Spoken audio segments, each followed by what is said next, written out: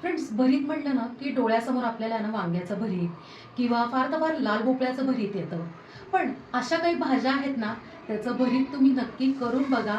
अप्रतिम लागतं, वेगळ्या चवीचं. आणि महत्त्वाचं म्हणजे ताटामध्ये सुद्धा एक नाविन्यपूर्ण काहीतरी वेगळा पदार्थ येतो. हाय फ्रेंड्स, मी Sampada. Welcome to Sam's kitchen. Friends, आज आपण आहे ना एक वेगळ्या भाजीचं, साधी सोपी, जी 12ही महिने आपल्या घरात असणारी एक भाजी आहे, त्याचं आपण भरीत करणार आहोत. तर व्हिडिओ चालू झाल्यावर तुम्हाला लक्षात येईलच. पण हे जे भरीत आहे ते मस्त थंडगार असं इतकं सुंदर लागतं. आणि हे तुम्ही आहे ना अगदी ऑफिस टिफिनला किंवा मग पुलाव, रायता, साध्या मुगाच्या खिचडीबरोबर सुद्धा सर्व करू शकता. सो हे भरीत तुम्ही नक्की ट्राय करून मला कमेंटमध्ये सांगा. बटाट्याच्या भरतासाठी आपण काय केलं आहे की ना गॅसची फ्लेम ऑन केली आहे आणि जी चाळणी असते किंवा मग जाळी असते ना, आपण वांगी भाजतो बघा, तर त्याच्यावर आपण आहे ना 3 बटाटे ठेवून घेणार आहे. ॲक्च्युली आपल्याला आहे ना 2च बटाट्यांचं करायचं आहे, पण बऱ्याच वेळा काय होतं, एखाद दुसरा बटाटा जर आहे ना आतून खराब निघाला तर स्पेअर म्हणून आपला एक्स्ट्रा असलेला बरा. आता आपण जसं आहे ना वांगी भाजतो ना, काळपट करतो, त्या पद्धतीने मीडियम फ्लेमवर आपण छानपैकी बटाटे आहे ना भाजून घेऊयात.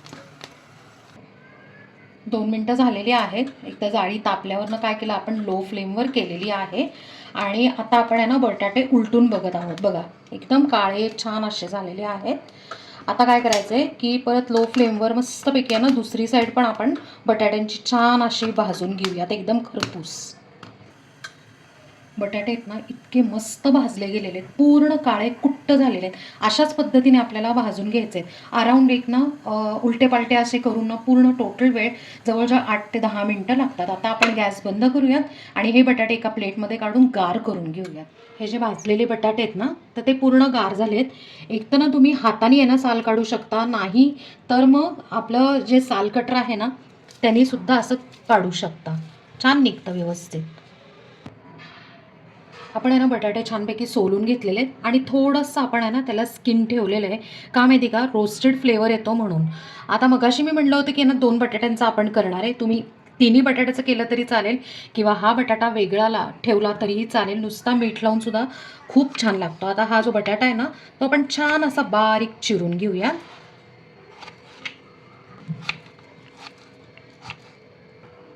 बटाटे आपण छान बारीक चिरून घेतले आहेत, ते आता एका बाउलमध्ये काढून घेऊया. इथे आपण अर्धी वाटी दही घेतलेलं आहे, ते आता छान फेटून घेऊयात, म्हणजे क्रीमी करून घेऊया. आता ज्या बाउलमध्ये ना आपण आहे ना बटाटा काढलेला आहे ना, त्यात हे फेटलेलं सगळं दही घालून घेऊया. त्यात ना एक मध्यम आकाराचा आपण आहे ना कांदा छानपैकी बारीक चिरून घेतलेला आहे, तो टाकूया. 2 चमचे दाण्याचा कूट किंवा खोवलेलं खोबरं 2 चमचे घातलं तरी चालेल. बारीक चिरलेली कोथिंबीर, चवीप्रमाणे मीठ.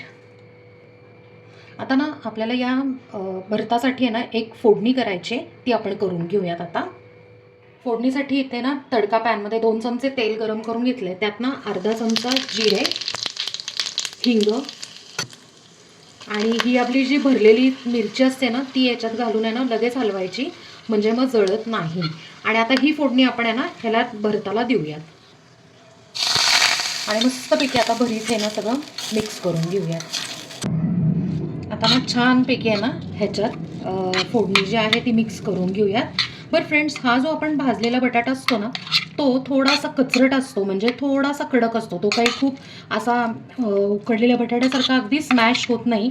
पण हा जो कचरट बटाटा आहे ना तो दाताखाली अप्रतिम लागतो बरं का. आणि ह्याच्यात आपण आहे ना हळद मुद्दाम टाळलेली, कारण आपल्याला पिवळ्या कलरचं भरीत नको होतं म्हणून, यासाठी. फ्रेंड्स, मस्त असं आहे ना चुरचुरीत फोडणी दिलेलं भाजलेल्या बटाट्याचं भरीत इथे तयार आहे आणि आपण ते सर्व करून घेतले. एक तर तुम्ही थंडगार खाऊ शकता, नाही तर तसंच खाल्लं तरीही चालू शकतं.